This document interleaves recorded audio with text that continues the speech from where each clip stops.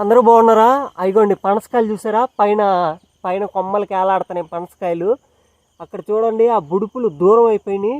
అంటే ఆ కాయ ఆల్మోస్ట్ పండటానికి వచ్చింది. కోసి ఒక 4-5 రోజులు పక్కన పెట్టి కోసామంటే చాలా చాలా బాగుండిద్ది. టేస్ట్ సూపర్గా ఉండిద్ది.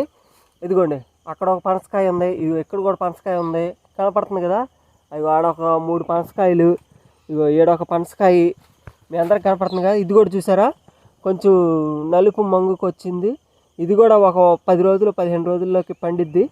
ఇక్కడ చూడండి గుత్తి ఉంది, పనసకాయ గుత్తి మీకు కనపడుతుంది కదా, పనసకాయ గుత్తి. ఇవి కూడా అంటే ఇవి కొంచెం పచ్చిగా ఉన్నాయి. ఇగో ఈ బుడుపులు దూరం అవ్వాలి, తెలుసుగా, ఇంతకుముందు కూడా చెప్పాను మీకు. అలాగే ఈ బుడుపులు దూరం అవ్వాలి. నాకు తెలిసి కాయలన్నిట్లో కల్లా మామిడికాయ, పనసకాయ హెవీ టేస్ట్ ఉంటాయి, చాలా చాలా బాగుంటాయి టేస్ట్. మీరు ఎప్పుడైనా పనసకాయ తింటే మీ చెప్పండి ఒకసారి, మీకు బాగా నచ్చిన ఫ్రూట్